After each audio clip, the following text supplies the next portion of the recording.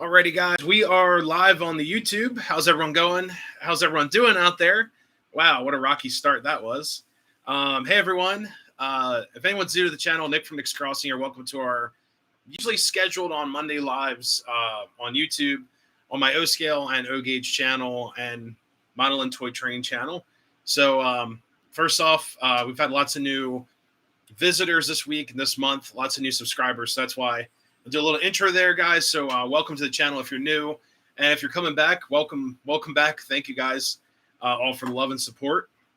So I don't think we streamed last week. I was just too crazy busy and just, I don't know. I lose track of time as I get older. But let's see, there we go. Adjusting the fan. I got a fan up here tonight. It's a little toasty. I left the heat vent on up here. So now it's like 100 degrees up here. This is awesome. But yeah, I got a couple people stopping in. I got Keystone Bill. What's up? What's up, brother? With the blue wrench. What's up, Brian? How's it going? Got Charlie Martin. What's up? How's it going? Nice seeing Train Garden. Which one? Which train layout? What's up, Matt? How's it going? Was it at York? A recent video at York. And that layout was a lot of fun to film, honestly. The York one. Awesome. Yeah, great people, great layout. One of my friends in the model train circuit runs at that club, and their collection's a little bit of everything. They collect mostly Pennsylvania Amtrak stuff. It's pretty cool. It's most of what I collect. I don't collect a lot of Amtrak stuff, just because I work there. I don't like to take work home. Doesn't mean I don't like them. I love my job and love what I do. Love the railroad. But it's kind of like I like to distance myself, and it's kind of out of my my age range of my collection. Like I've been obsessed with like early American steam, outside of like early in the 20th century steam. Let's just call it that. So, what's up, William? How's it going? What's up, John? What's up? Hello. So, guys, the stream name, I named it the pretty much approaching the Big E. And the Big E, to you guys that are not familiar with it, and a lot of you O-Scale guys may not be, but it's the Amherst show. They call it the Big E show for some reason. And I think it has something to do with like the college up there and the school, whatever, the area, town. And there's a lot of history with the show. But the Amherst show is in not this weekend, but the following. So I'll be headed to that with some friends. Definitely looking forward to going to the Amherst show and checking it out, because it is one of the it's probably the biggest train show on the East Coast. York was pretty big. York is shrinking, and I think it's because of a lot of things I don't want to get into. But the most obvious reason is that our hobby, it's like we have a lot of older people and we don't last forever. So there's been a lot of loss, and we lose people all the time, but there's been a lot of loss in the hobby because people get old, and it's a very expensive hobby. But I'm not dooming and glooming this hobby at all, because if you go to the Amherst show, it is totally opposite of York. It is full of mostly middle-aged and younger folk. There's not a lot of super old people there. They're like older audience, older target audience. But I would say their target audience for the show is probably like maybe 60 and lower, compared to some of the York shows I've been to. It's a lot of older members. What's up, DB Tech? How's it going? Hello. What's up, Train Guy 4K? Hello. What's up, Life with Roscoe? Too much travel. Yeah, it's a hike. I mean, I have to meet up with one of my friends, and basically going to do the halfway point that he has to drive another almost 3 hours plus to the Big E show. So it's a hike. It is a feat. But last year we both went, and it was awesome. We had such a great time. And I always like the people in the smaller scales are like, oh, there's no O-Scale here. There's not. I bought tons of stuff that was really cool. It wasn't like all like projects and stuff, but I got a really good deal on some milk cars that this one guy, every time I'd walk by a corner, he would not pester me, but like hey, buddy, you need these milk cars. So I bought them. They're somewhere up here. I think they're in one of my travel totes because they're really nice cars. I like to run them with my train show stuff that I run with the train club. So, yeah, there were some like milk reefers. I bought a 3-car set of MOW ballast hoppers. And then we went up to Tom's Trains of Ardmore. If that's right? And that store is jam-packed full of cool stuff. So it was awesome. So definitely had a great time. The Tom's Trains jam-packed with O-scale. Mostly O-scale. I'd say it's like 95% O-scale, which is awesome.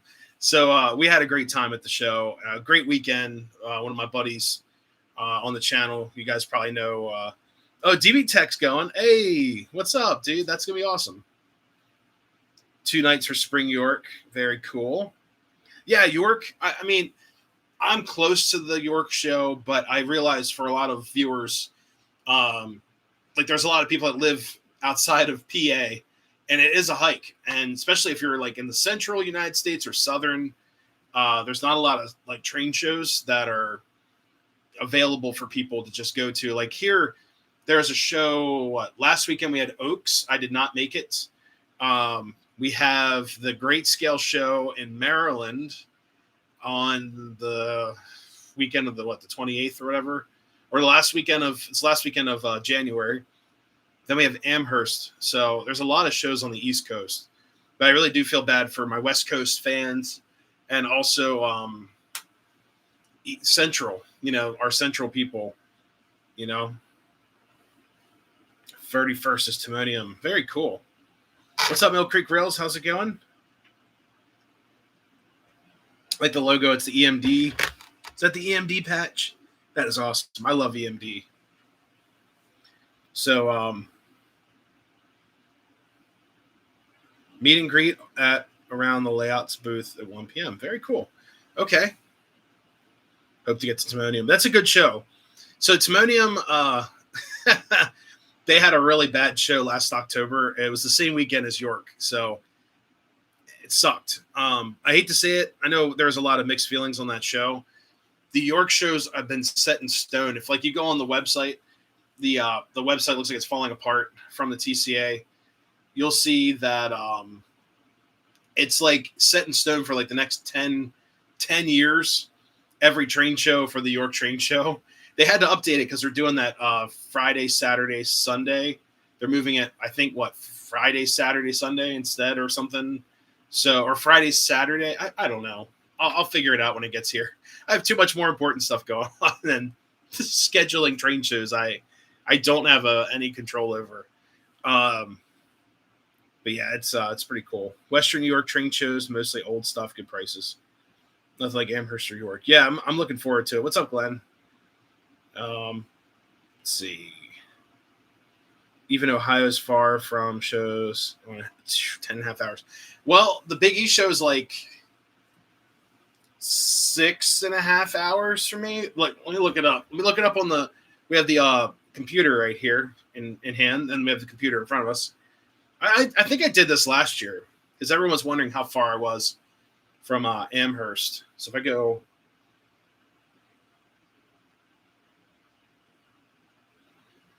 Amherst Train Show, Amherst Railway Society is 6 hours and 35 minutes away. Woo! So yeah, it's a hike. Timonium is a great show. No, I did not get to the Oaks show. So my buddy Dave reached out to me. He's like, "Hey, Oaks is this weekend." I was like, I can't do it. So it is what it is, guys. York's worth it in your opinion. York is a good show. I know a lot of people are like, it's not how it used to be. And I'll be honest with you guys, I have never seen it in its heyday. I know my older viewers, God bless you. God bless you all. I have not seen the original York, how it was with craziness and I was not around for that. Now, I had the potential to go to the York show like 20 years ago. My father and I always talked about, hey, let's go up to this York train show, but we never did. And now it's kind of funny. Now we're reversing paths. So I'm getting older. He's getting older. And he's like, hey, we going to the York show? It's really cool. So I get to hang out with my dad at the York show. So yeah, it's kind of funny how that is. Like we finally got to York. It's just we're much older now. 6 hours from York, man. It's worth it. York has, I've gotten some great deals at York. I've gotten some okay deals, mostly decent deals at York. I think the only like shyster thing I've had happen at York was trying to buy a set of cars that someone already like reserved or something. Like someone put a tag on it or something saying, oh, they're going to come back for them, but they have to pay me. And it was like, that was a long time ago. It was like 2-3 years ago. I was upset about that, but it wasn't like anything horrible. I just kind of wish that it wasn't like a big dealer. It was like an independent guy. I just kind of wish they would just take the box off the floor. So that was bad. Timonium sucked. Yeah, I heard it was bad. That's because of the York show placement. Oh, what's up, Raj? How's it going? Oh, God. The EIC, employee in charge. Well, this railroad, the funny thing is running your own model railroad, any railroad, you're your own dispatcher, your own engineer, conductor, car cleaning staff, maintenance facility, mechanical, CNS, and B&B. Even though B&B doesn't do a whole lot on my railroad. So I'm mostly just operator and,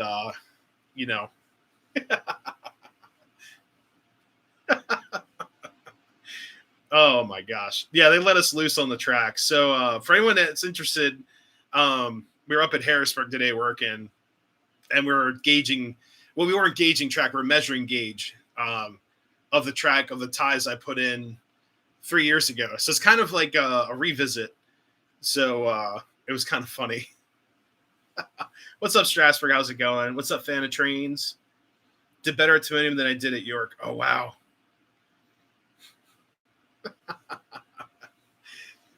I was put on the spot as the employee in charge, which wasn't bad. I have to learn. Honestly, that's the only way to learn on the railroad is to be thrown into the fire safely thrown into the fire. But sometimes in life, that's the best way to learn. Like just jump in head first. Make sure you know what you're doing, but always ask questions. And it was fun. It was cool. Local car shop on the layout more than anything. Oh, geez.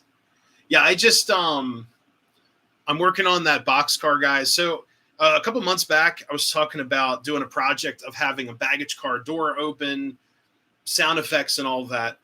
But the mechanism that I bought, it was originally for a boxcar, and the mechanism does not fit into the baggage car. So I'm actually going to do a sounds boxcar with the guy with the lantern out, which MTH already made that, and that's what the mechanism's from.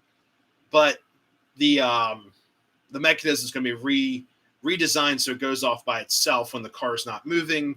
Once the car starts moving again, the guy's going to pop out and have the lantern. It's going to have rail sounds in the car, or I can't call it rail sounds. It's going to have railroad sound effects. There's my Temu. That's my Temu. So Lionel doesn't get mad at me. It's not rail sounds. It's I'm going to call it Temu sounds for that. Had this planned all morning. Oh, God. Yeah, also, I got to work today, and the briefing pamphlet was on my desk, my little desk area. I'm like, I knew it was going to be today, but honestly, I'm not afraid to do a job briefing, and I enjoy it because I can think of everything that could possibly happen and make sure I record it in case it does happen and make sure guys are safe.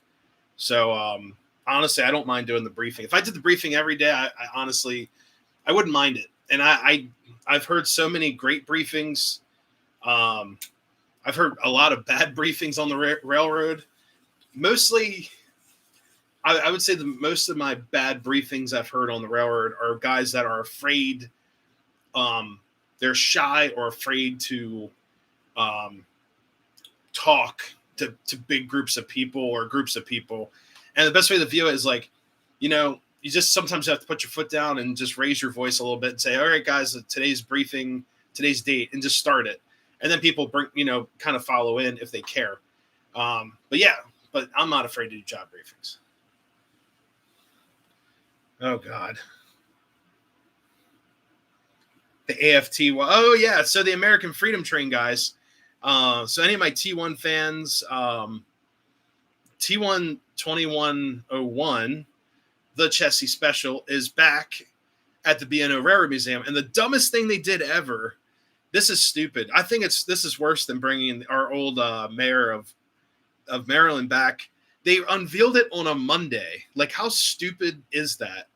Like, I don't go on like major rants a whole lot, guys, on this channel, but you're gonna hear me get fired up. I wanted to see that engine, and guess what? Guess what I do like normal people should do, unless you're retired. If you're retired or you have your means, I go to work when I'm told to go to work. And on Mondays, guess where I'm at? I'm at work. And guess where I wanted to be? At the B&O Railroad Museum to see 2101's unveiling. But no. They had to put it on a weekday, which is the dumbest thing ever. I'd love to hear your guys' thoughts on that. But that is just so stupid. They should have done it on like a Saturday and made it like an all-day thing. And then guess what? They could also extend the hours of the museum, because I'm sure it's going to be packed, like absolutely packed this weekend to see that engine. But they screwed up. In my opinion, that was so stupid. Very stupid of them to do that on a Monday. And it's probably because they wanted to have special distinguished guests that are definitely retired, hopefully retired. So, yeah, it was bad. God. Returning from York, stopping at the B&O Museum. Weekends are special. Oh, my gosh. What's up, Dathan? Where'd you at? I saw you. There you are. Be safe. Be safe out there, man. Be safe out there tonight. Make sure you don't get trapped in the tunnel and stay safe. That tunnel would scare me. Oh, God. What's up, Radar? How's it going? Who else we got? Yes. Well, the tunnels are out of service, but my buddy works. He's working. So just please be safe, man. Send you the video. Oh, yeah. Because I've been in Amtrak for 3 years. I've never seen the inside of the Baltimore tunnels. And there's one spot I don't want to be in.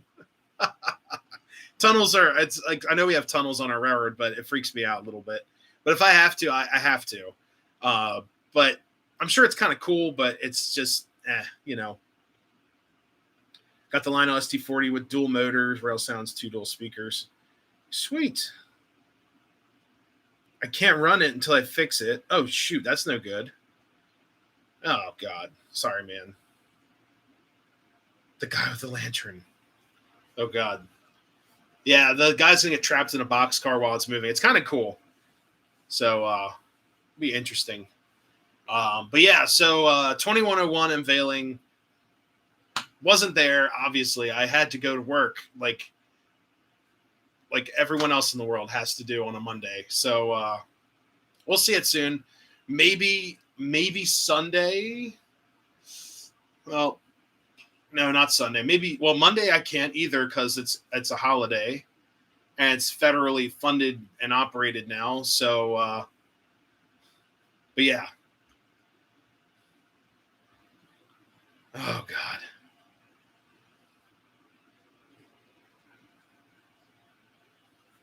Yeah, dude, can't have that language on here because we got people from all ages right now in here.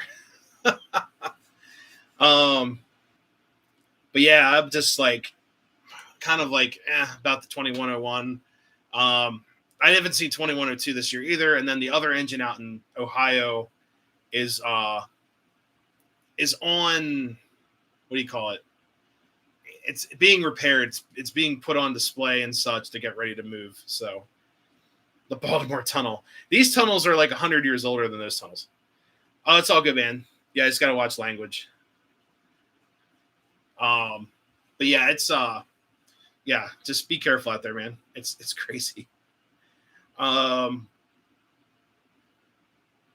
you see the 4014 um the 4014 is like God, it's gonna be a madhouse to go see it. I want to see the schedule and how close it's going to get to like Harrisburg. I don't think Amtrak would let it on its line because that engine would like screw things up. And we have a brand new track system put in. So I don't think it's going to hit the Keystone. It might also be too big for the Keystone. There's some curves in there. I don't know. I really don't know, but I could see it traveling on NS's stuff. Like if it traveled like the Royalton branch to if it traveled Royalton to like Perryville on the old low grade, that would be kind of cool too. But I know some good rail fan spots, but I'm not going to pop my tires to chase it. Like there's a lot of hardware and spikes and stuff. I'm not going to pop my own personal tires in my car to chase a steam engine. It'd be ridiculous. Oh, it's all good, man. Yeah, the tunnel freaks me out. I'm like, nah, I'm good. Boxcar Willie. We could call him that. Be Willie and the Boxcar Willie. That'd be kind of cool. The NYC tunnel. Rats the size of dogs. So my buddy Scott, who's a great friend of mine, got me into music production. He told me down when he worked at the Ravens and Orioles stadium way back when, he saw two rats fighting over something. I won't get into details. They're no longer living, and he said he thought they were dogs, but they're rats. Like that's just crazy. It's craziness. But no, I'm good. I don't need that. Pennsylvania Rare Lantern, yellow glass, sweet. So some type of caution light right there, or warning light. It's pretty cool. I would like to get a PRR lantern without the glass in it, and it's also missing the what do you call it? Underneath, it's missing the lantern. I don't know what you call it, the reservoir and the wick and all that. So it'd be kind of cool. Rail fan. Oh God, what's up? How's it going? The cats are cool. Chessie was up here earlier. I don't know. Is she in here? No. She has been hiding under this one spot in the layout room because it's like confined. And then she has a cat bed. She can't get to it right now. There's just too much stuff in here. So it's been crazy. It's been crazy, guys. Yellow fever. Oh, God. What's up, Big Rich Trains? How's it going? But yeah, tonight, guys, we'll be running. No, she is not a Russian blue. It's a Chessie. Chessie is a tabby cat, not a Russian blue. Up in this house, at least. I went prototypical, right? You know, just like having three rails. It's so prototypical.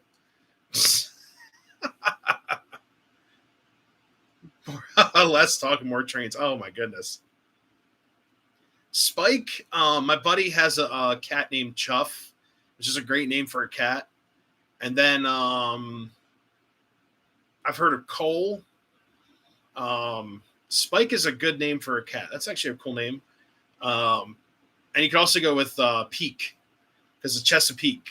So it's Chessie, and then there's Peak. There's two cats.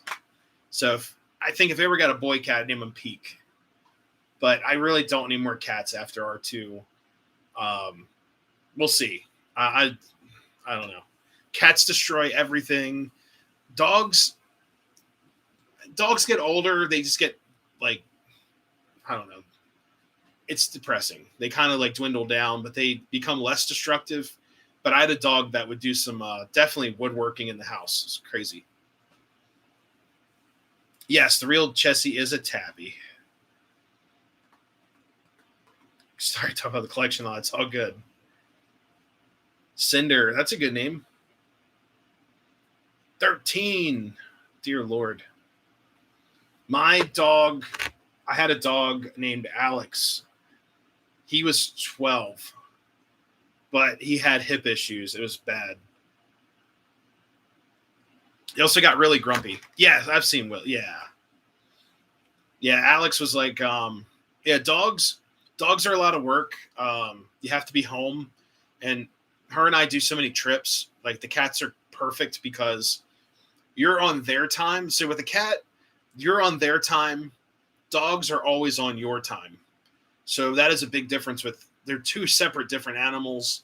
I love them both. But honestly, having cats, I can go away for a night and not have to worry about, having to take them out because they don't do that. So, Geeks Kittens. Oh God.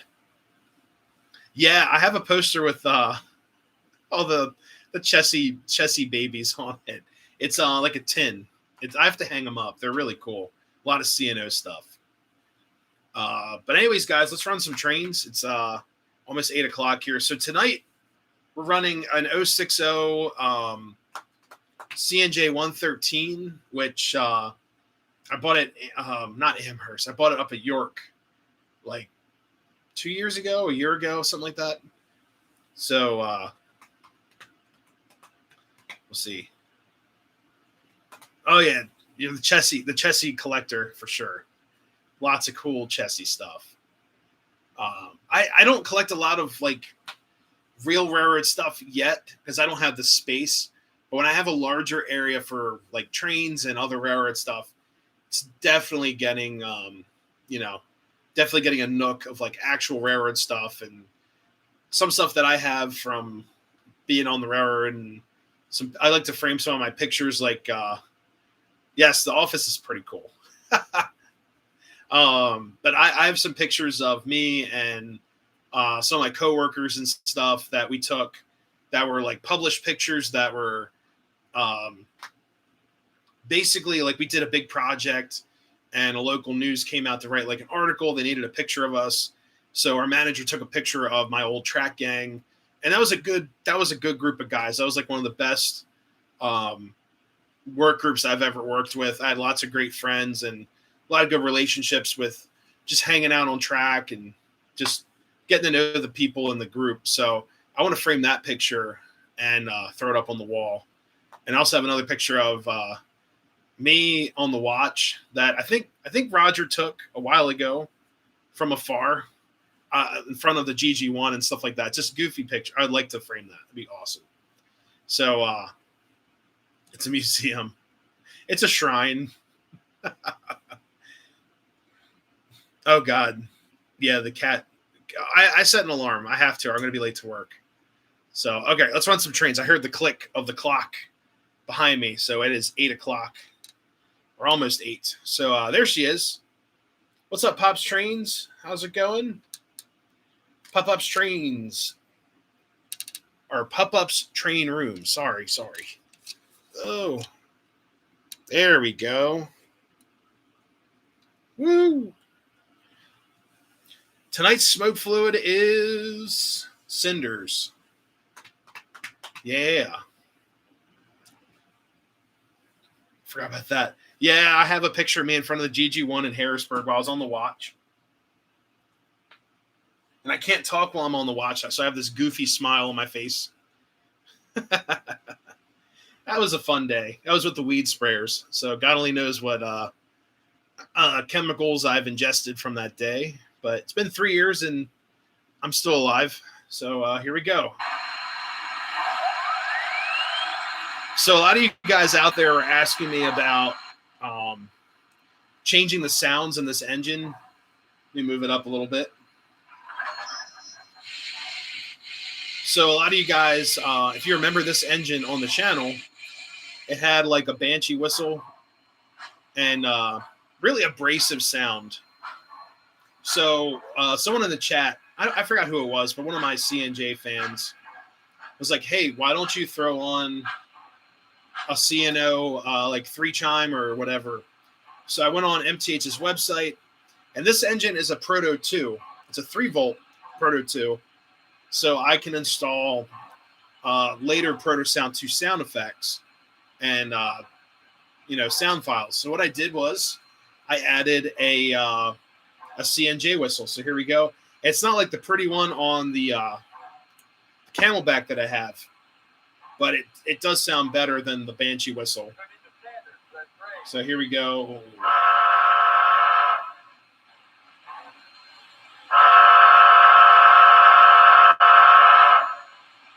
Here's the crossing sounds.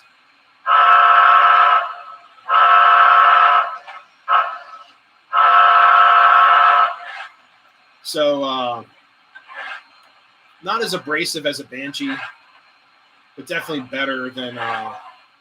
And then CNJ 113 back in the day was a yard switcher for the CNJ. It was actually one of the heaviest switchers Alco ever made in an 060 wheelbase.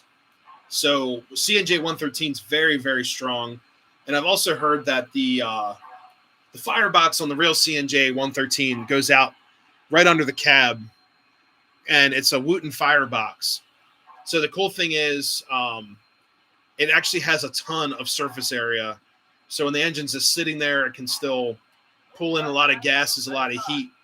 So it doesn't, require as much stoking and all that, but also generates a ton of high pressure steam. I think 113 may have a superheater on it, and it also has a water feed pump. I'm not exactly sure, but it is a very, very strong engine. And if you ever go see 113 run, Reading and Northern has to pilot because it's on their tracks. But the crazy thing is that whole consist of cars, along with the diesel, are being pushed and pulled back to Minersville with CNJ 113. So this little engine's doing all the work. And the diesel in the rear of the train is really meant to help it up. There's one grade towards the cut right before Minersville that the diesel has to help out with, because this poor thing will just wheel slip. But that's the only little incline it helps her out on.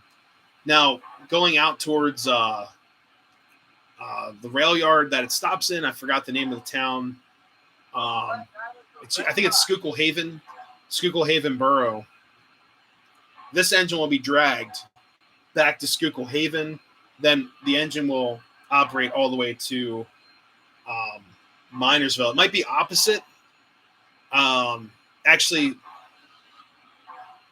it's the opposite. This engine's being, well, if you guys have been there, you guys would know. I believe,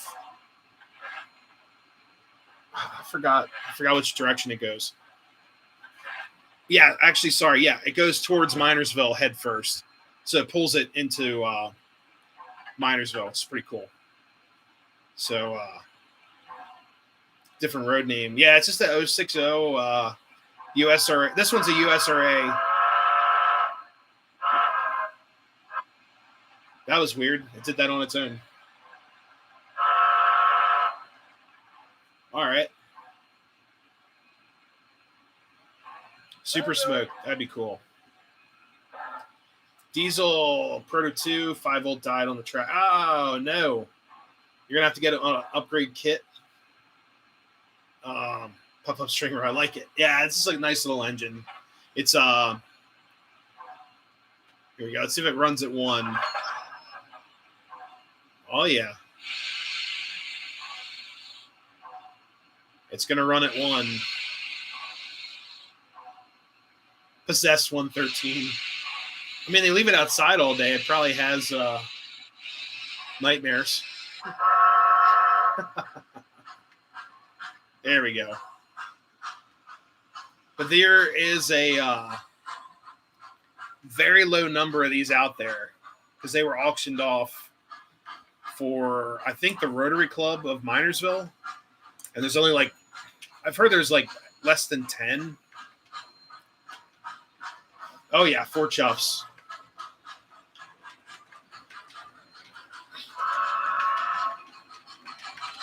This isn't Lion Chief. We got 4 chuffs.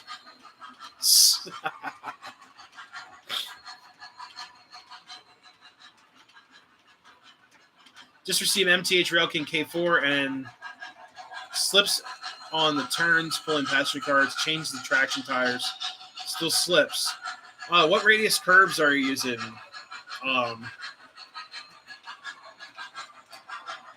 If it's Rail King, it should be good up to 036 or 031, but 036 preferred. Oh, would you weather this engine? Yeah, I would, for sure. I would weather it as in like operating condition. Oh yeah, there we go. There's some good smoke.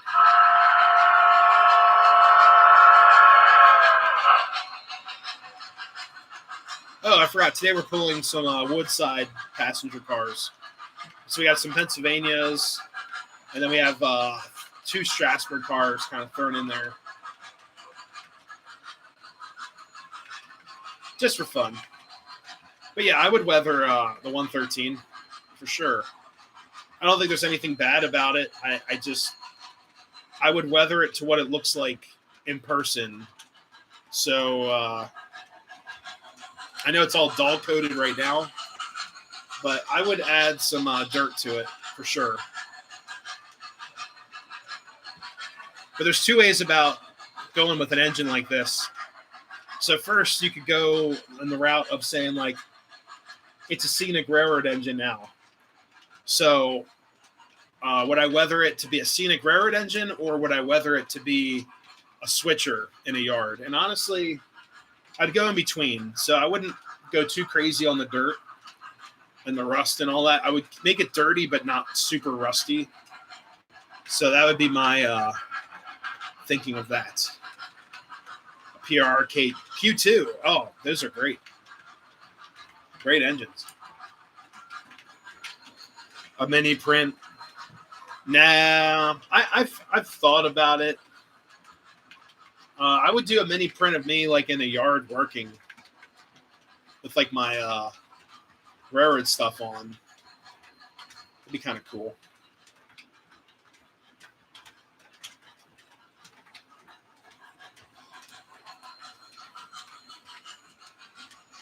Yeah, I'm just running this nice and slow.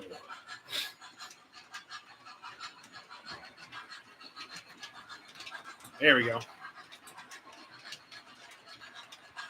Yeah, this is an engine that MTH has probably made like X thousands of the same tooling of the. It's basically a PRR B6 060 with 113 lettering over it.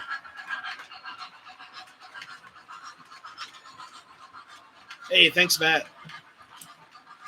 Yeah, the Pennsylvanias are Rail King, or they're not Rail King. They are MTH. The other Strasburg cars are Lionel. And honestly, the MTH ones are a lot better.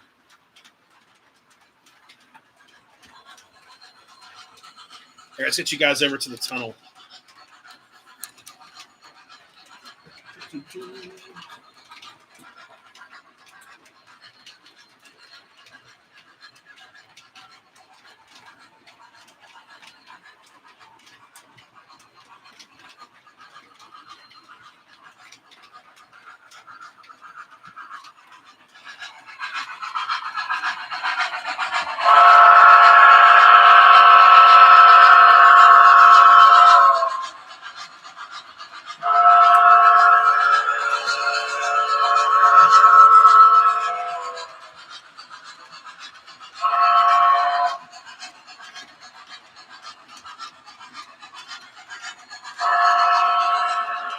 What's up, Ryan Rock? How's it going?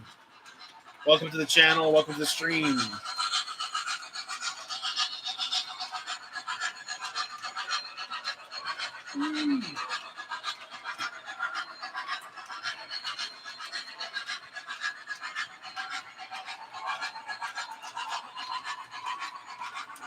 There we go.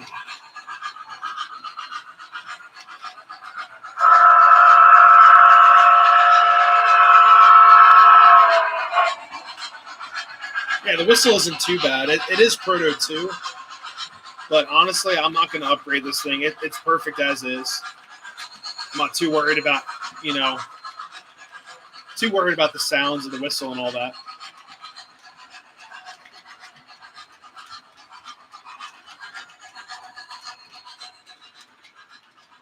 ON3 to O cars to S. That's cool.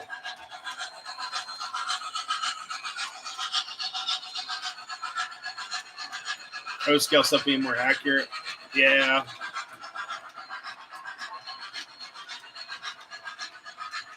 I understand that for sure. I mean, my next layout's going to be a lot larger than this.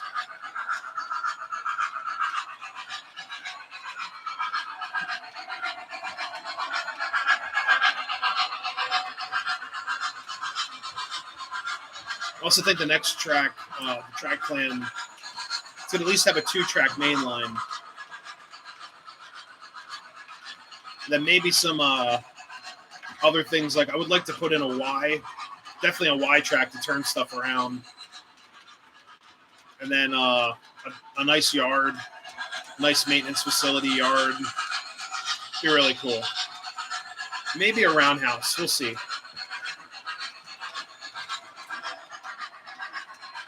There we go. Now we're getting smoky.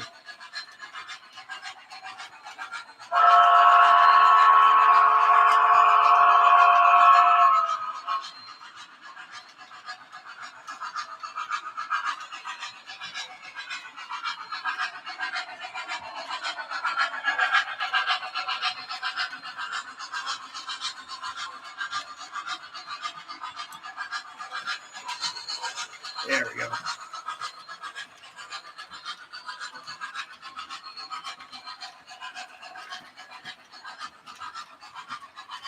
What would be your ideal size layout? Man, I have no idea. It would depend on the space. Definitely larger than this layout, but at least 20 feet. At least.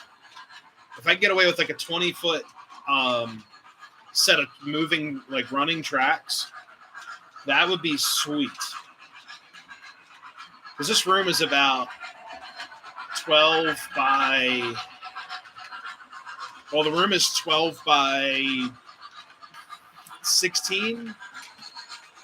Something like that. Yeah, maybe 12 by 16. But that would be sweet. But yeah, 20 foot, and then do some curves or something. Do some industries, and also maybe have some like crossover tracks or an upper level, lower level. That'd be cool. Definitely do some grades and such. Some very light grades to kind of give it some profiling. I really don't want to go crazy because a lot of O-scale stuff does not like grades. And I also don't want stuff uncoupling or decoupling and just traveling up and down crazy grades. So, yeah, it is what it is. What's up, Wasted? How's it going? Did I miss a comment from Gus? I'm not sure if I saw him in here. Seems...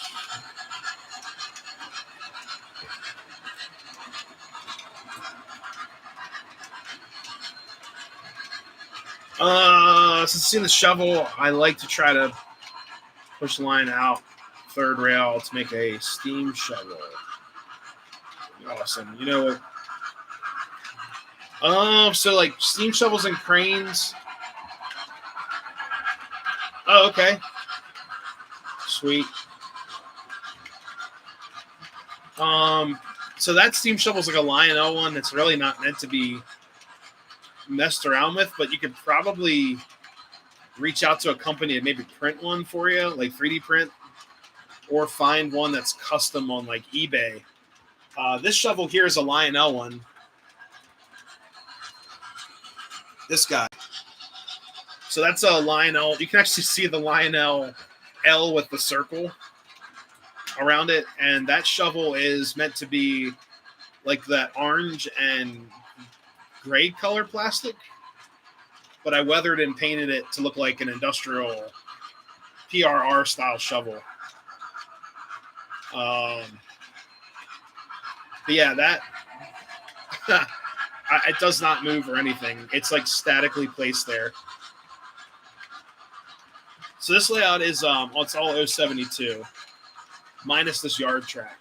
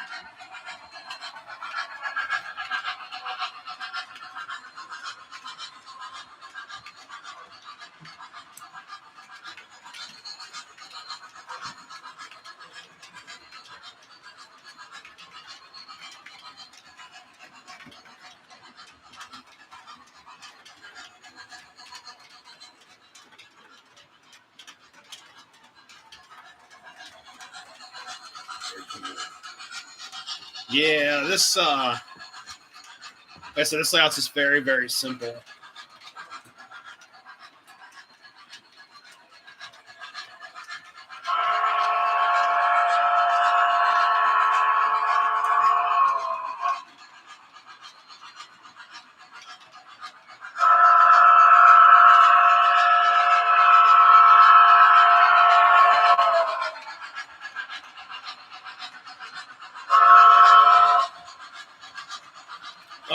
So what we're gonna run is probably, oh man, what do we have over here?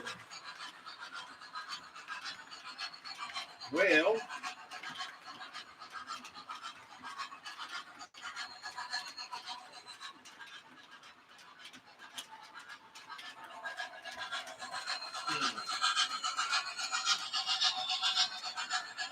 I do have my PRR Atlantic we could run.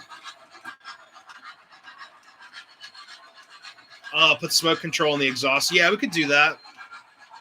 Something like that with extra smoke and stuff. I wouldn't have them run all the time, but I would put them onto like maybe a activator, like some type of activator switch.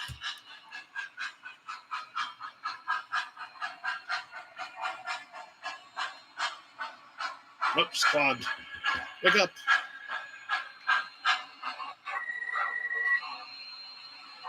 Smoke units. There it goes.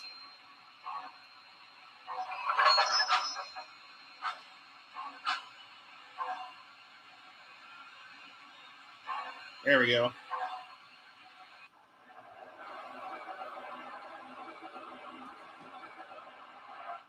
All right. So we have an Atlantic, which will look really cool with this set of cars. Yeah, this engine's super warm. It's such a tiny engine. There's not a lot of like cooling surface area. I guess is the best way you could put it. So when I run it, I don't run it for like crazy amounts of time. Let's see. Well, you know what? I have my USRA Mikado we could run too. Let's do that. I have some other engines on the shelf. Actually, you know what would look really cool would be the Camelback with this set. But right now, I'm already over here. Let's just run the Mikado. USRA.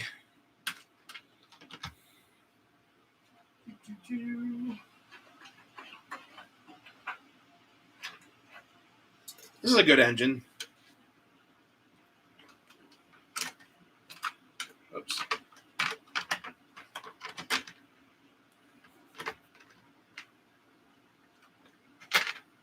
There we go. Sorry, Strasbourg Cup or the Lionel couplers doing Lionel coupler things, not wanting to couple with anything. Oh yeah, make sure that's in there. Yep. Oh yeah, there we go. Oh, drawbar's out. I don't know why they put this little tiny tab for the drawbar. You think they would learn from like the post-war era? And you guys know who you are. I'm guilty of it too. But bending that little tab back to on the tender so the tender just couldn't, unleash the engine and sets of cars or whatever. You guys know exactly what I'm talking about. So this engine here, for some odd reason, it's like the tender's like, nah, I'm got this little tiny tab I'm going to hold on to for dear life. It's like, okay, good job, guys. All right, for this one, we're going to run, let's see what smoke fluid we got. Apple Harvest. Ooh. Oh, yeah. We'll run that. Right down the stack. Oh, yeah. Cool. Yeah, 50 guys watching, 50 people. Woohoo. Thank you guys so much. All right, we got to fire up the Lionel. This is number 96, I believe.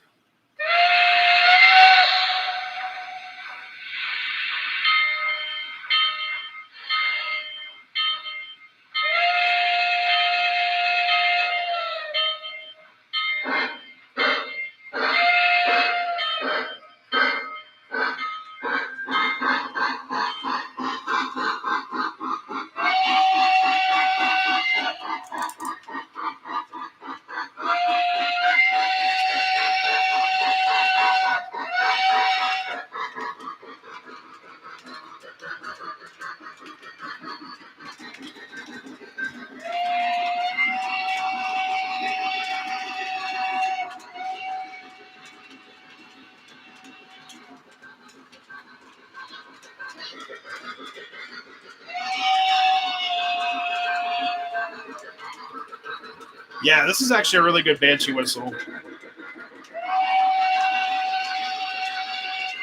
Try to get the smoke fluid moving. It's at the smoking whistle.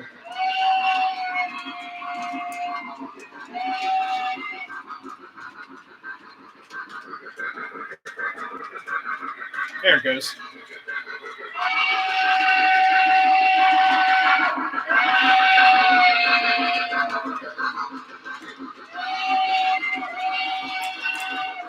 Smells great with Apple Harvest, though.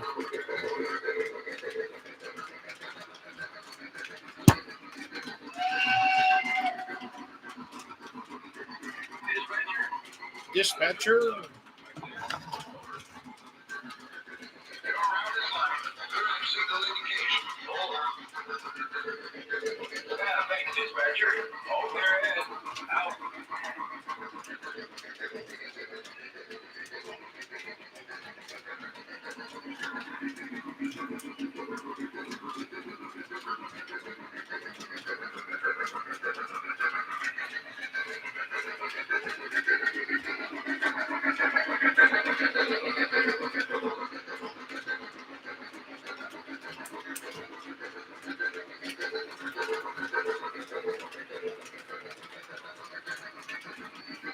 Yeah, I like Banshee whistles. They just have to be not ear piercing, if that's possible.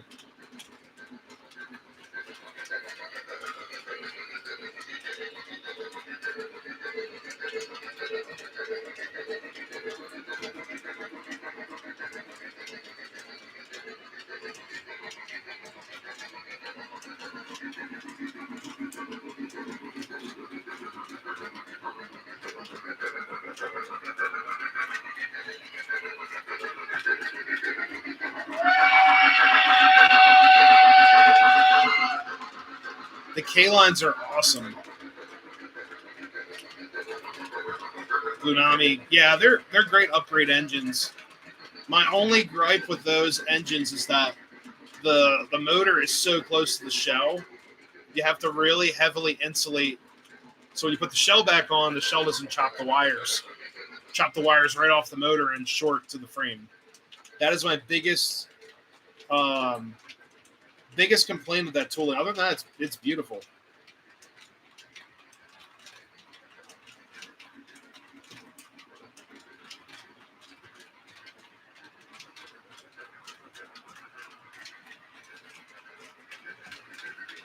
Hey, Matt, have a good night. Thank you so much for stopping in.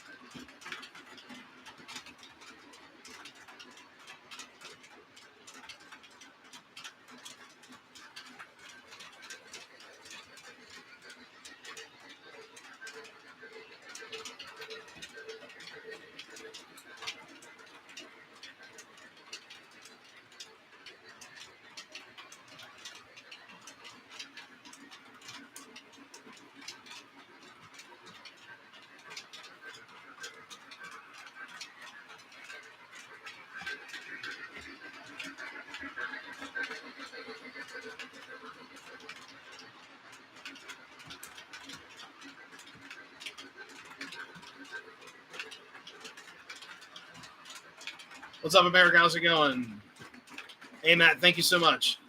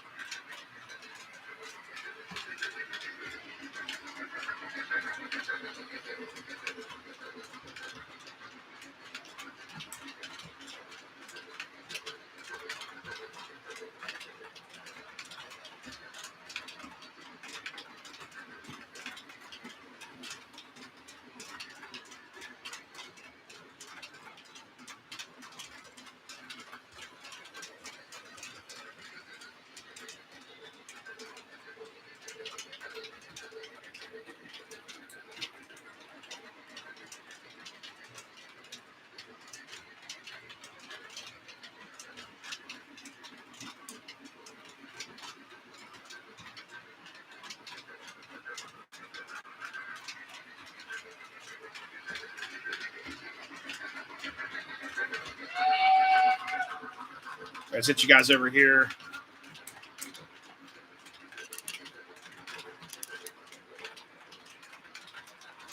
There we go.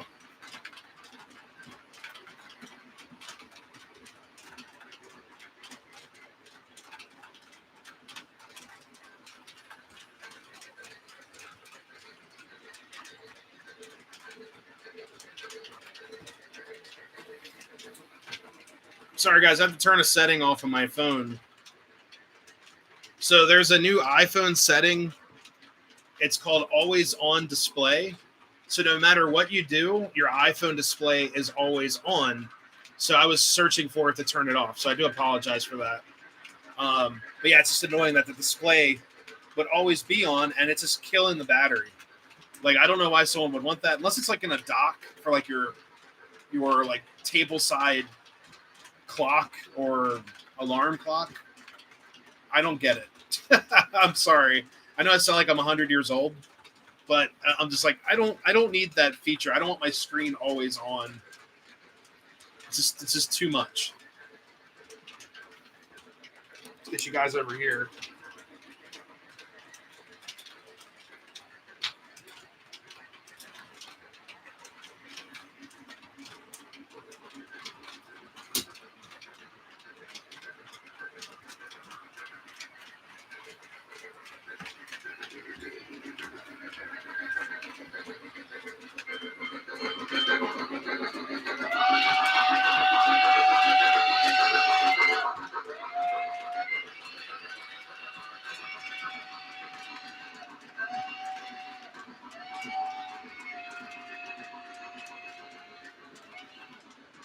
Yeah, I got an old dump truck there. Here, I'm gonna get you guys further out.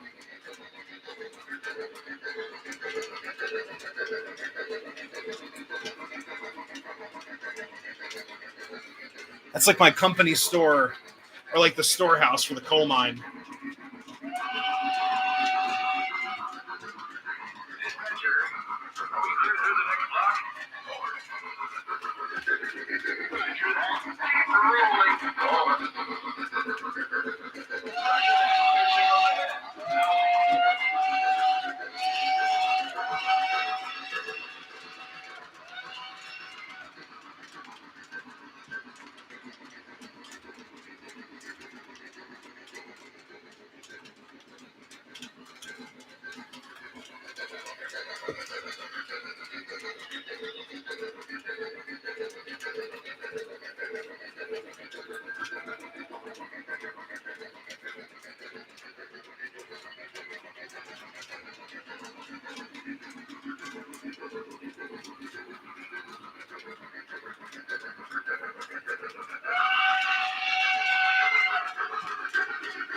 Hey, Anthony, how's it going?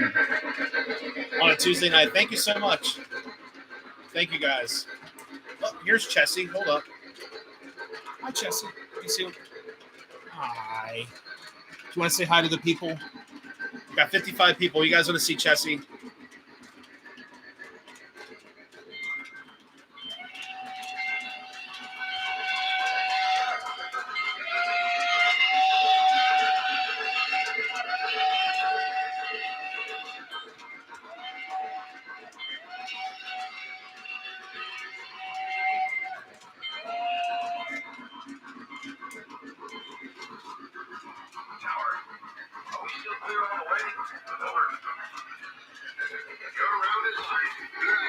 Just letting you guys know on the Real Railroad, if I said tower, like, oh God, the Lionel dispatch sounds drive me crazy.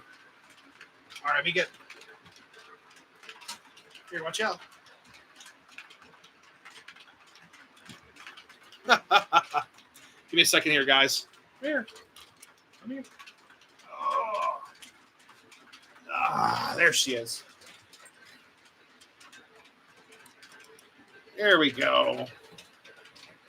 There's Chessie Cat. Hi.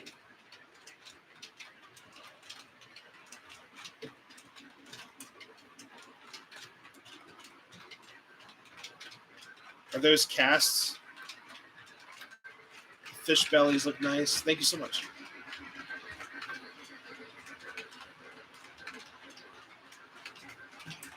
Hello, kitty. Hi. What? She is so sweet. And she's got her thumbs. If you guys can see the thumbs. Oh, man. But yeah, the hoppers are cast. They're like metal. But yeah. You aim the camera. Well, she's like comfy. Yeah, she loves the train. See her, she's following it. It's going. There it goes. Yep. She loves watching the trains. Like, she'll sit on... There's trains on the stool. There's a stool up here. There she goes. There's a stool that's to my left. And she'll sit on the stool and watch the trains go around. She's like trying to get up there now, but there's a train. Poor thing. Yeah, she's a great cat. Originally I was not a cat person. I was like totally against it. Nikki brought one home, and I was like, well, I can't. It's too late now. And then we got this one. She's going to be up to something. Cats, so it's weird. Like cats, I feel like if you give them any type of like recognition or any affection, then they start getting into stuff because they think it's okay. Like right now, she's batting at she's batting at the camera tripod. No, I do not use kitty litter. I would recommend never use kitty litter for Dallas because I know it's a budget-friendly it's a budget-friendly option, but because so kitty litter will absorb moisture, and what happens is that it ruins the integrity of your track. So because it can expand with moisture, it'll actually throw your track out of whack. And then also it will create like a dust that gets sucked up in all your stuff. I've been an advocate, of course, for being budget friendly for certain things, but for ballast and track, honestly, guys, I would recommend using the best stuff you can find, like tubular track over top of the fast track. The switches are tubular track switches aren't the best. If you can afford Gargraves or a Ross track, definitely do it, because you guys will enjoy your layout so much more, not having to deal with track buckling and weird stuff with the Lionel stuff that you would normally deal with. But for ballast, I use Brennan's Better Ballast. And I know Eric Siegel's layout, I think, uses Brennan's. I think a lot of the other YouTubers use Brennan's Better Ballast. And I bought a 30-pound pack of ballast. Or is it 15? I think this layout was 15 pounds of ballast. So 15 pounds did this whole layout. And it's all Brennan's ballast. And what it is, I'll show you guys. Now, there's stuff in here that I've added.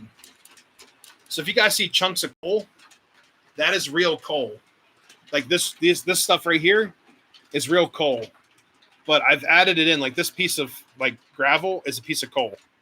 So I've added that in my layout to make it look like cinder ballast, which I actually run into on the railroad all the time. So back in the day, to save some money, the railroad would use cinders. And basically what the cinders would do was that it was an easy way for the railroads to cushion their track and be more affordable or so. So doing that, it created lots of other issues, like when the cinder ballast integrity sort of washed out, it would wash out all the fines, and the track wouldn't be as the track structure wouldn't be as sound compared to just using conventional granite ballast that takes forever to break down. So my layout, I'm trying to go from like 1900s, like maybe like 1920s to like 1950s in there. So this is all granite ballast, like real granite. So this stuff is not going to like chip or fall away. It's glued in there. But kitty litter is great for like if you want to fill up some coal cars or something with some cheap ballast, because it is light and you can glue it down. But yeah, that's just my opinion. Like I don't want to shoot anyone's like ideas down, but it's just my recommendation. I've had zero problems with this ballast up here, and it's not that expensive, honestly.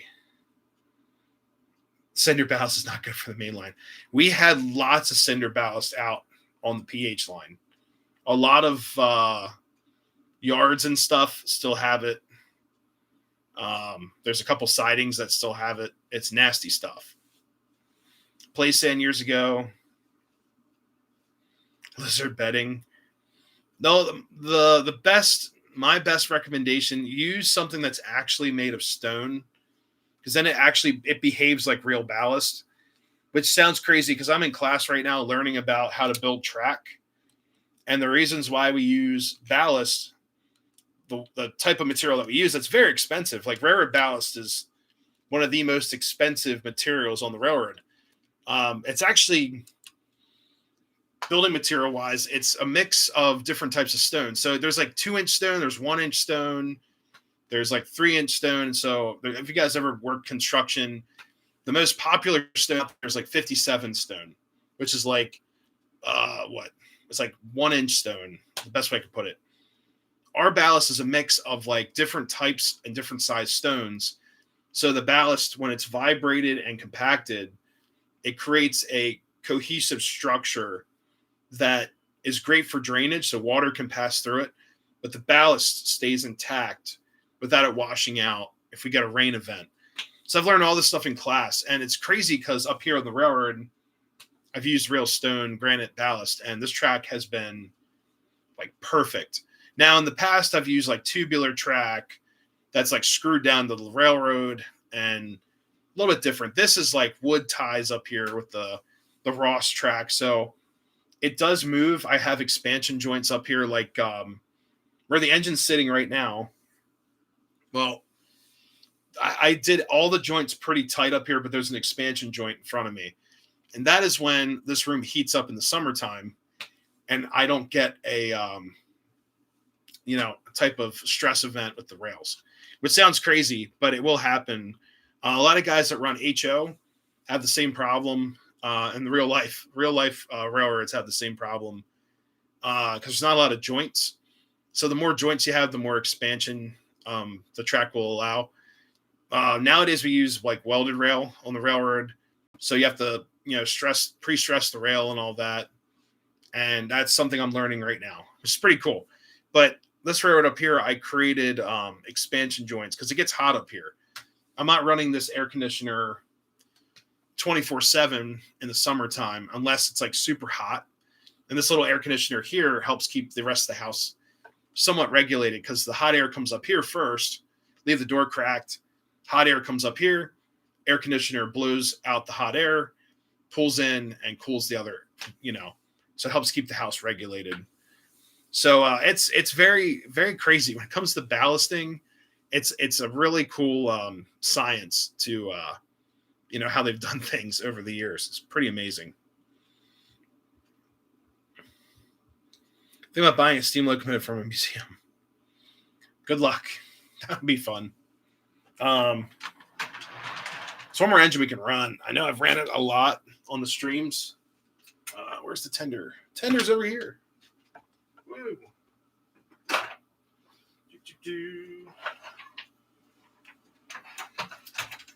Let's see. What do we got? What would look good with this would be, honestly, well, it's right here. Why not run it? It's an Atlantic. Give me a second, guys. Get you guys out trackside here.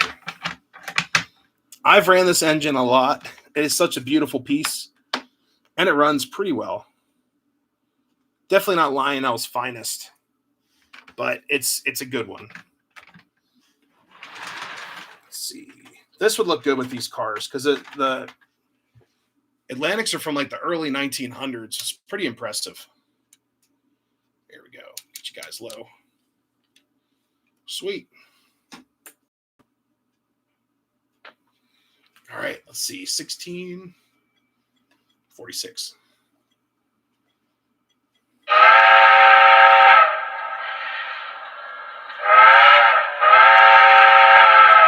What's up, PRR Joe? How's it going?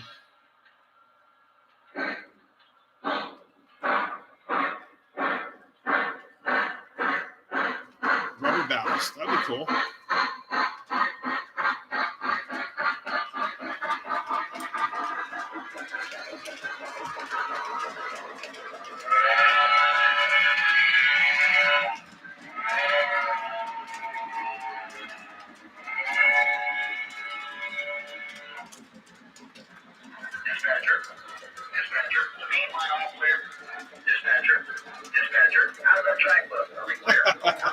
It just totally glitched out.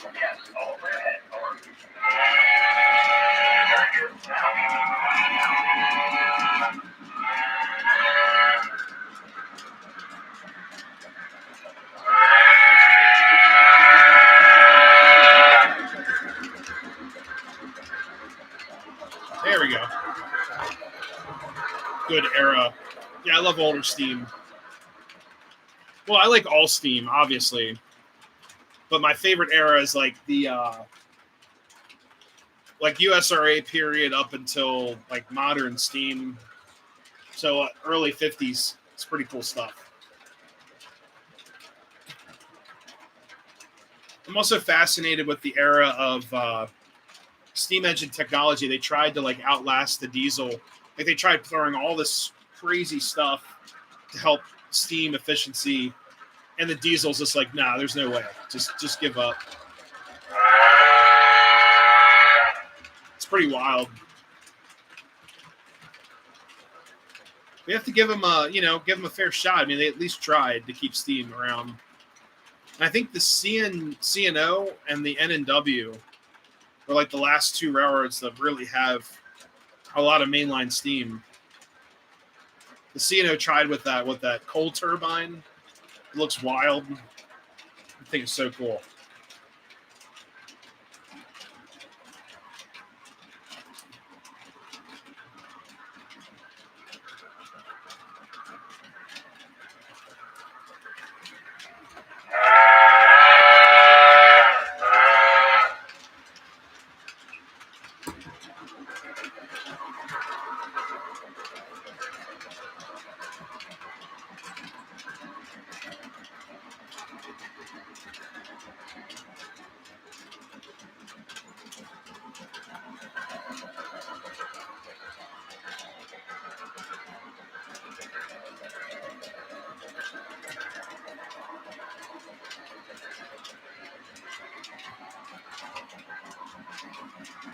A Tuesday night, yeah. We're gonna get off here about 9 o'clock, so I have to get ready for bed soon.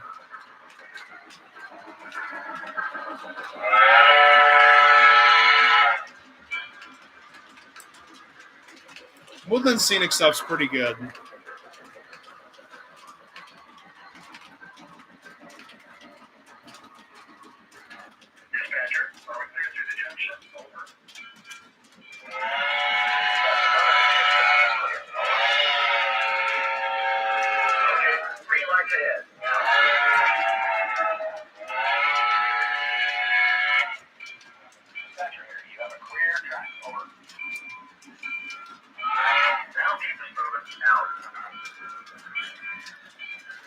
The dispatcher sounds are ridiculous.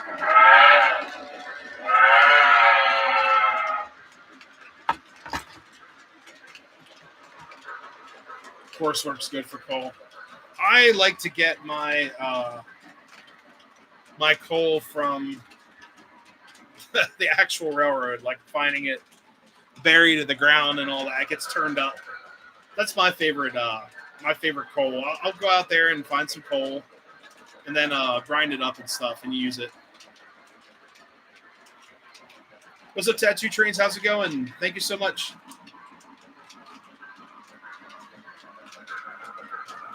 The MTH pieces at the MTH price.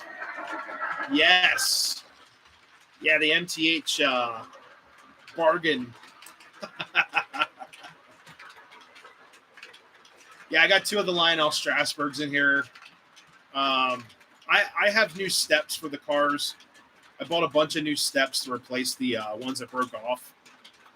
Yeah. What's up, William? How's it going?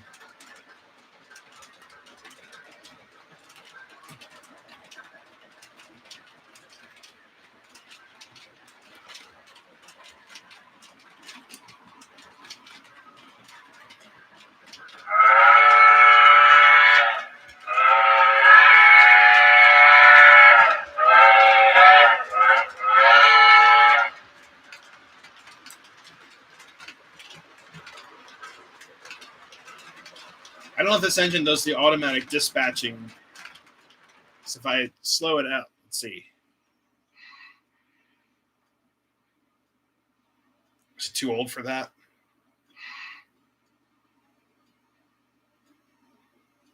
Yeah, it's too old. It used to do like the you hear the bell twice. You hold the aux button. Nah, this is an early legacy. Never mind.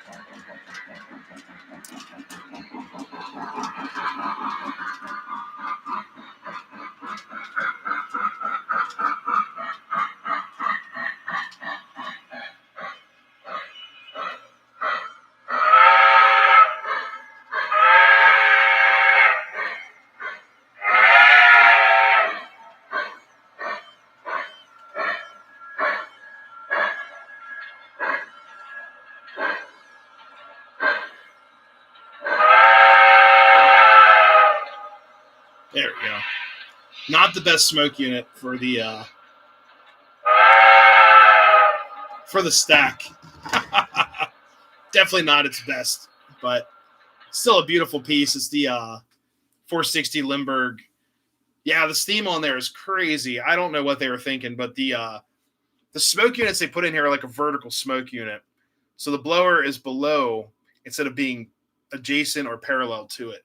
So it just does not have good ventage in there. There's not a lot of places to put, a smoke unit. The best thing you could do is replace it with like an MTH one, but I don't know. I thought about putting in like a faster fan motor, or if you put in like a fan motor that runs at a higher voltage, some of them have higher RPMs that might help push a little bit more air through the stack. But taking this engine apart is a nightmare. There's so much stuff in there. So I'm going to keep it as is. And my best smoking Atlantic is an MTH Protosound 3 upgrade that I did to an original TMCC. So that engine smokes out this whole room, which is awesome. So, yeah. But anyways, guys, let's see. What we got.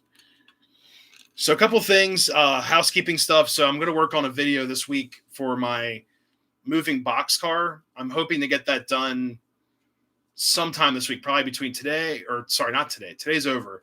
Got to go to bed. Tomorrow through Friday, that car should be somewhat done.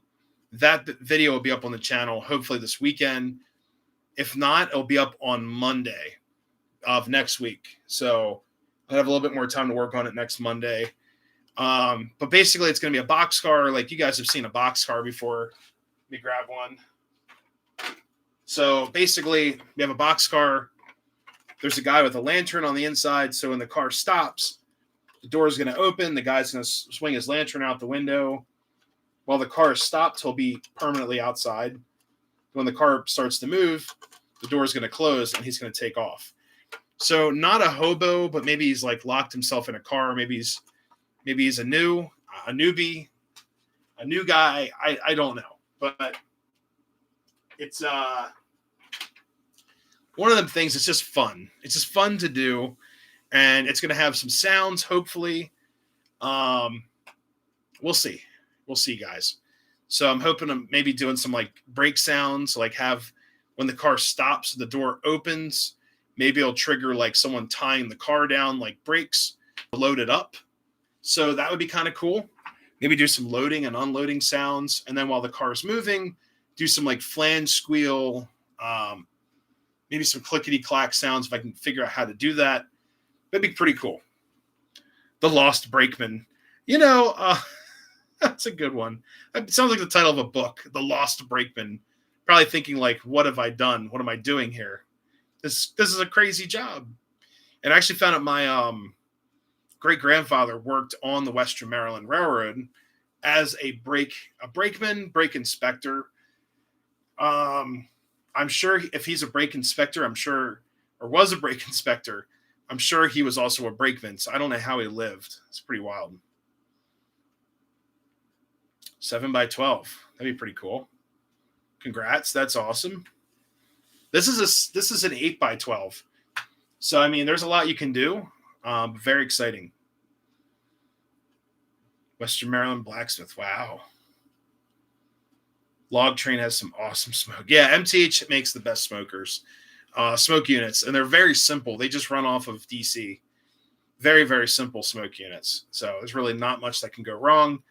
It's either resistor blows or the motor blows or the board that controls the voltage regulation has blown. So it's pretty easy. Lionel smoke units, they have some more electronics on them. It makes a really dirty DC, like really dirty DC signal to run the fan motor. So it brings the voltage down, but it's very noisy, which is probably how they get the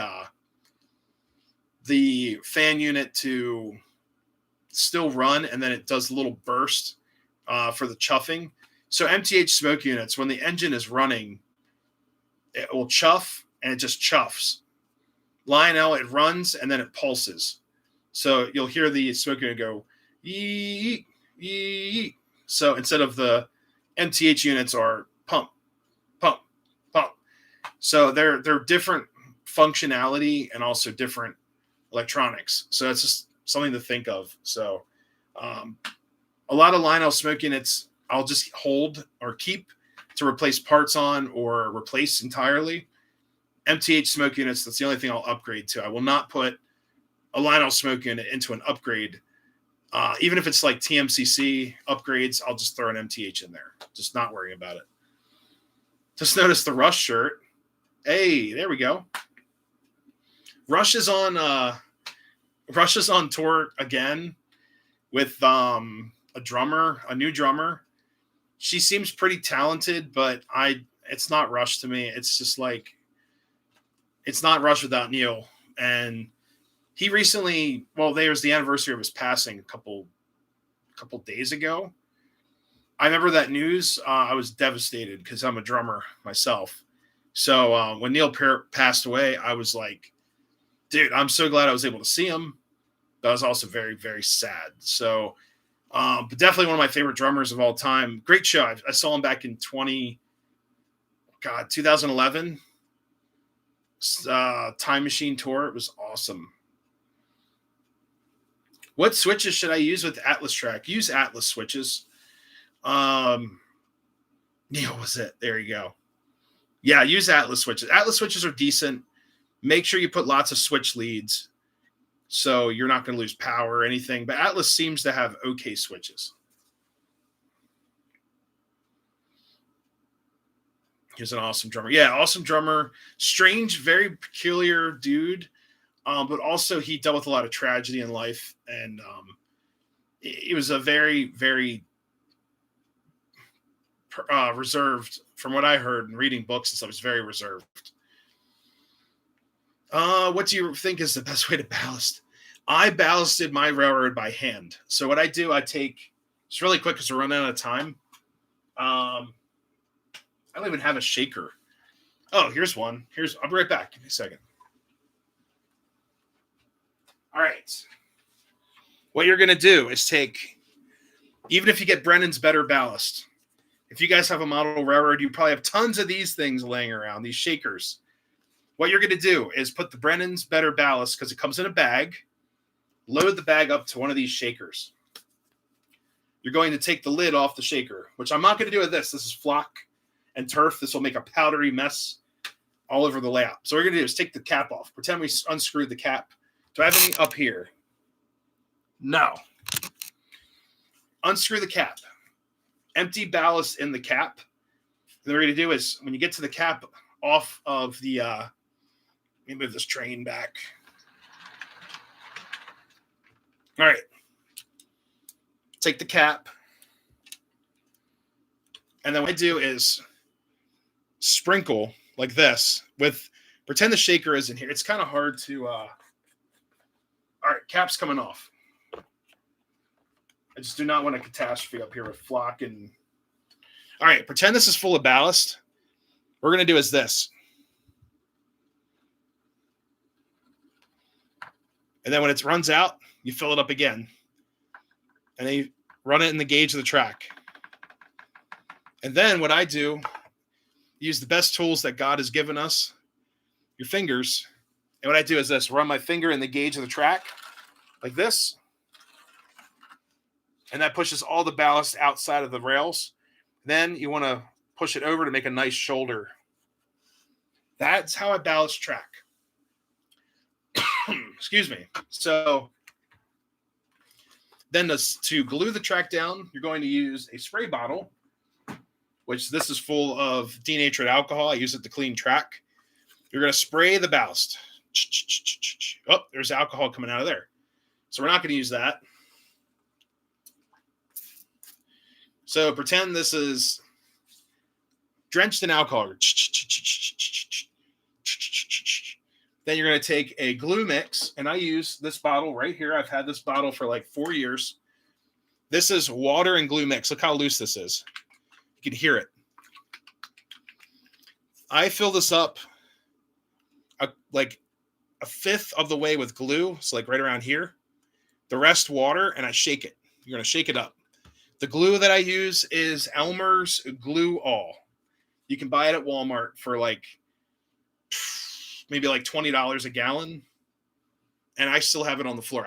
I've used for this whole layout you guys see on this table, I've only used about 1.25 gallons of Elmer's glue. And that's everything. That's the scenery stuff you're seeing, the ballast. So you're going to use your wetted down glue, and that spraying of the alcohol breaks the surface tension of the ballast. So the glue will go right in. And what you do is just right on the web of the track. Oh, I don't want to put glue down. Follow the web of the track, and the glue will go in there. You don't have to use anything special, just water and glue all. And this works great. You don't have to add any special chemicals or nothing.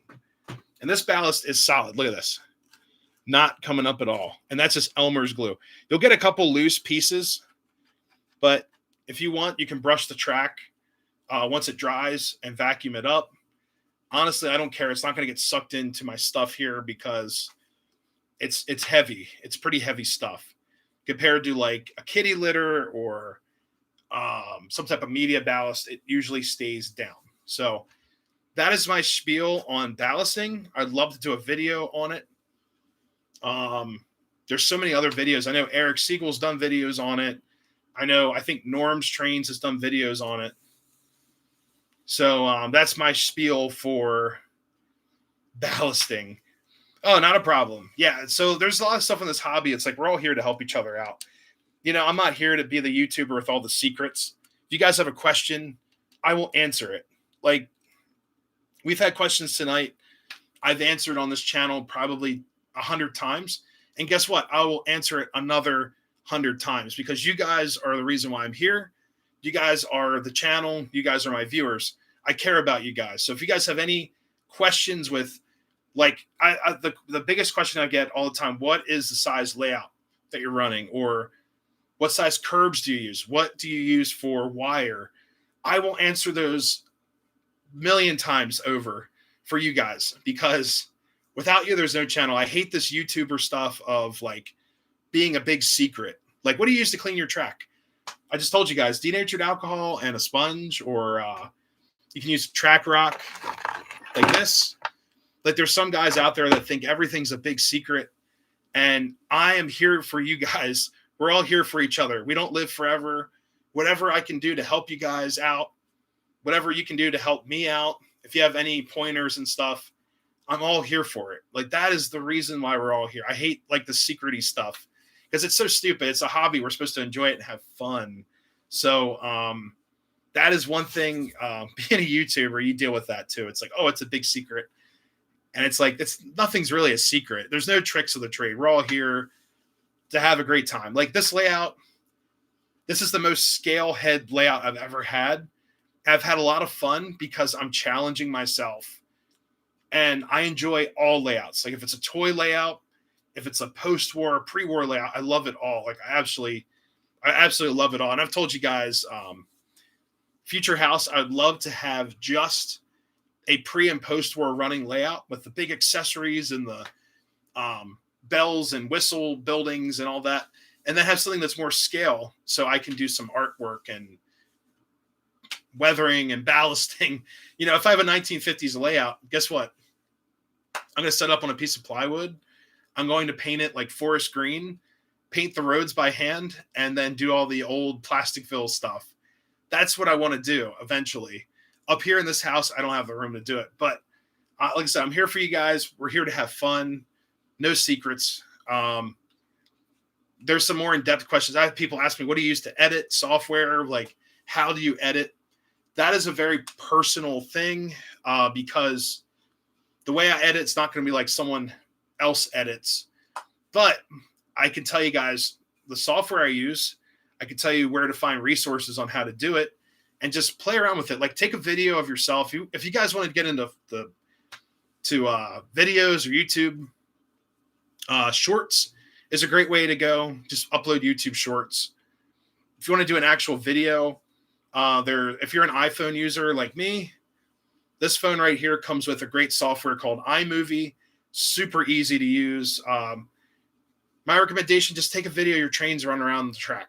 And you'll see something that says cut.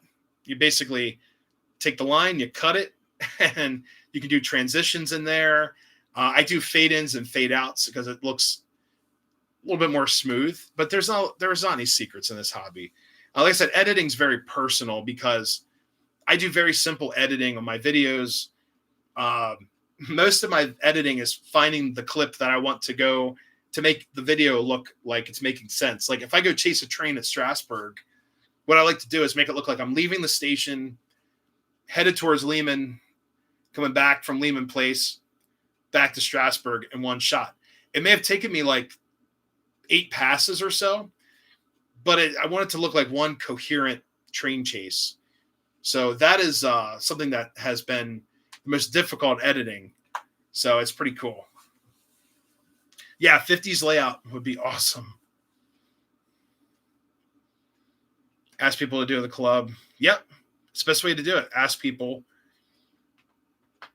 Not a problem. If you guys have questions in the future, I got to head out because I have to go to bed, unfortunately. Recently HO layout for 8509. Very cool. Retro 50s, 70-ish. It'd be cool too. But yeah, if you guys have questions or anything, like I said, there's no secrets to this. If you guys want to know wiring, track plans, what type of track, how it goes together, ask me any question. Just send me an email, nixcrossing@gmail.com. I'll get back to you as soon as I can. I'm very busy at the moment with the railroad, but I'll try to get back to you guys ASAP. But anyways, I have to sign off, guys. It's a little past my bedtime, but thank you guys all so much for stopping in. Really appreciate it. You know, I do care about my viewers, and you guys are like railroad family. And every time I go to a show or an event, I see people that I recognize, and I see new faces all the time that say hi and stuff. It really does mean a lot. It is overwhelming at sometimes, but you know, I do appreciate it because like I said, we're all in this thing together. I hate saying that line. It reminds me of High School Musical that came out when I was like in middle school. But yes, we all are in this hobby to help and be there for one another. No secrets, no foolery here. It's all, this is me. This is who I am.